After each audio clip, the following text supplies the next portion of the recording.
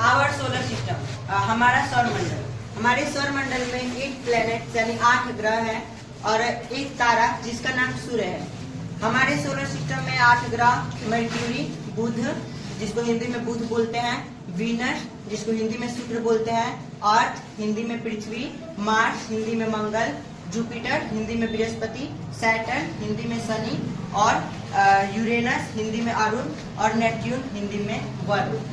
हमारे solar system का सबसे स्मॉल, सबसे छोटा ग्रह हम लोग का बुध है, जो सूर्य के बाद सबसे पहले स्थान पे आता है और यह हमारे सोलर सिस्टम का सबसे छोटा ग्रह है।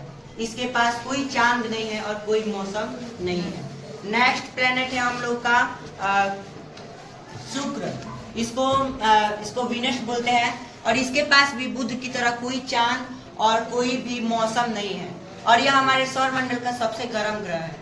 आप लोग सोच रहे होंगे कि जो ग्रह सूर्य के सबसे पास है वही सबसे गर्म होना चाहिए, लेकिन ऐसा नहीं है। हमारे सौर मंडल का सबसे गर्म ग्रह शुक्र ग्रह है और इस पर सौर मंडल की दूसरी सबसे बड़ी पहाड़ भी उपस्थित है।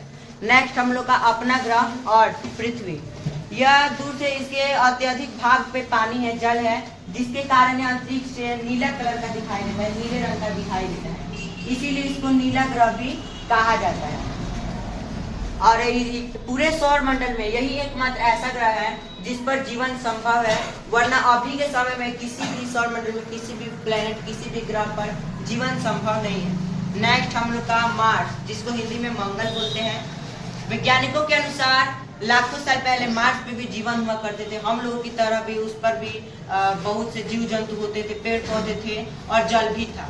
लेकिन पृथ्वी के अंदर हम लोग का जो पृथ्वी के अंदर कोर है वो धीरे धीरे सूख रहा है और इसी की तरह मार्स पे भी हुआ था। मार्स का भी जो कोर था वो धीरे धीरे सूखने लगा और ये ठंडा हो गया, जिसके कारण इसका मैग्नेटिकल फील्ड है वो खत्म हो गया और यहाँ पे जीवन समाप्त हो गया।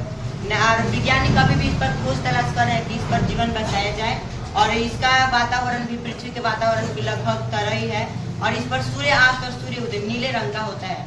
नेक्स्ट हम लोग का अवर सूरज, हमारे सौर मंडल का सबसे बड़ा प्लेनेट जुपिटर, जिसके पास कोई भी ठोस सतह नहीं है और यह हमारे सौर मंडल का सबसे बड़ा ग्रह है और पूरे सौर मंडल में सूरज के बाद इसका निर्माण सबसे पहले हुआ था।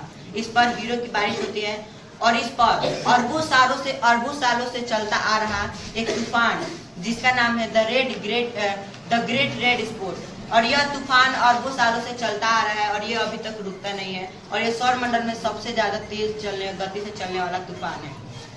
नेक्स्ट हम लोग का सैटर्न, शनि, इसके पास 12 वलय है और ये 12 वलय मतलब 12 रिंग्स मिलकर एक बड़े रिंग का निर्माण करती है और इसके पास भी कोई ठोस सतह नहीं है, ये गैसों से मिलकर बना हुआ है। इसे पीला ग्रह भी कहा जाता है क्योंकि ये पीला रंग का प्रतीत होता है। इस पर भी हीरो की बारिश होती है। इसके पास भी पूरे सौर मंडल में सबसे ज्यादा चांद शनि के पास है। और हम लोग का नेक्स्ट है अरुण यूरेनस और यह हमें सूरज से अत्यधिक दूर होने के कारण यह बहुत ठंडा है और जिसके के कारण ये नीले रंग का दिखाई देता है और इस पर भी हीरो की बारिश होती है और इसके पास भी 4 वलय है जो काफी धुंधली है और हम इसे नंगी आंखों से नहीं देख सकते हैं और ये सूरज से अत्यधिक दूर है, जिसके कारण ये हमारे सोलर सिस्टम का ठंडा ग्रह है और यह स्थान पे चौथे नंबर पे आता है, मतलब ये 4 नंबर पे सबसे बड़ा है।